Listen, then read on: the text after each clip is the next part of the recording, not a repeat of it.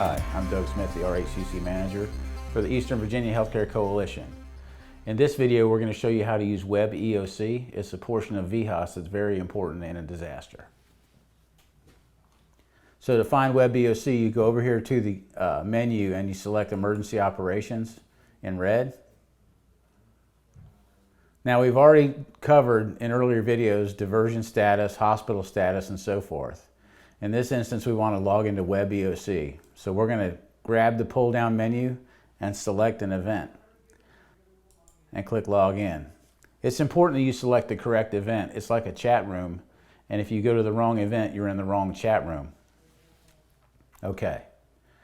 This is the WebEOC dashboard that you're looking at here, and there are several important features. You'll note that some of the text is in red. That means that there's a pending message. Anytime the text turns red, it means a new message has been posted. To view the message board, we'll click on Eastern Region Events. And what you see here is a chronological list of messages. So when an event occurs at your facility, you would post a message saying who the incident commander is, what their contact information is, and specifics about your particular incident or facility. It'll give you a time and date stamp and note who posted the message. This will be helpful for your after action report later. So you can see the chronological messages by facility posted here. And now let's look at how we actually post an incident. To post any message, you have to click on the blue plus right here.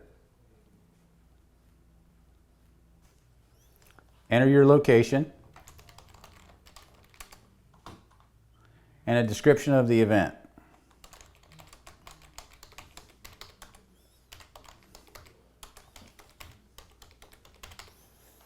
Okay, once you've typed the specifics for your message, select this pull-down menu and select critical or information or update.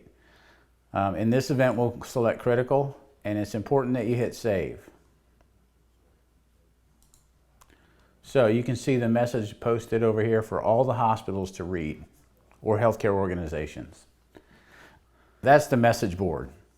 There are some other functions that you can use in WebEOC. For example, you may need to request a resource. So what we'll do is pull up the resource request by hitting the blue plus. It's important that you're very specific in your needs. We'll make up an example.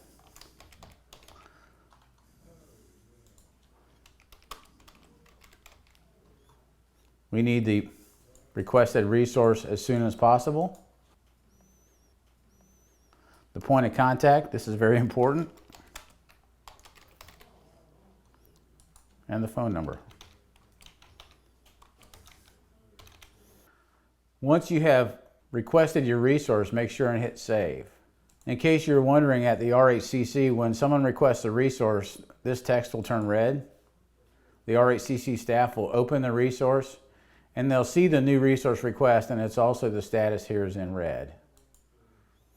So they'll open the request and they'll change the status to in progress because the request has been received. And hit save.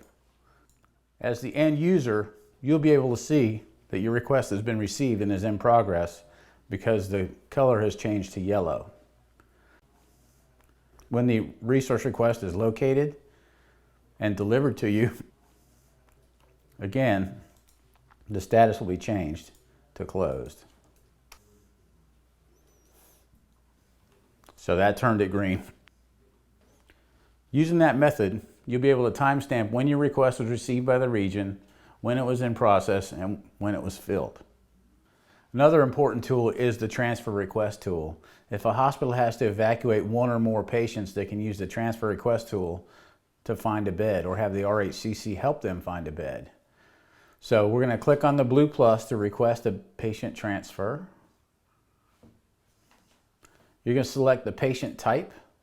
We'll go with an adult patient, stable, and we'll select the type, let's go with burn. What's the timeline on that? I'll select 1 to 6 hours. Hospital point of contact. Again, this is very important to put the proper name in here and phone number.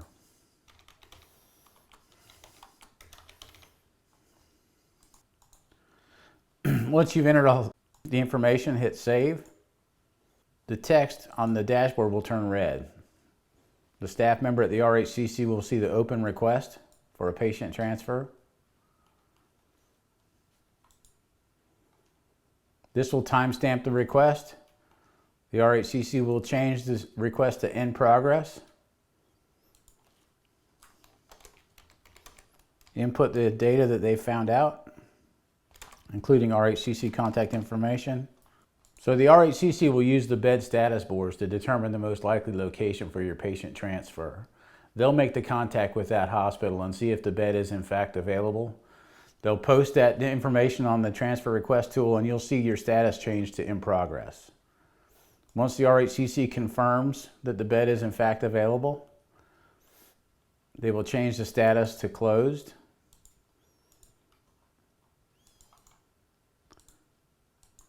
What's important to understand is that the RHCC only creates the handshake. You're still going to have to make contact with the receiving facility and make all the proper arrangements to move the patient. The next feature I want to show you is the long-term care facility chat room, for lack of a better word. They have their own chat room so they can share messages amongst themselves and not part of the entire region. So the long-term care facilities have their own chat room, and it's just like the Eastern Region events. It has a timestamped message board here. If you want to post a message, click on the blue plus, just like all of them. You're going to put in your location, your message, and you're going to select critical information or update, and make sure to hit save. Long-term care facilities can use the message board to share information in real time about situations that affect their facility. In the next video, I'll show you some more tools that will be helpful in an event. Thank you.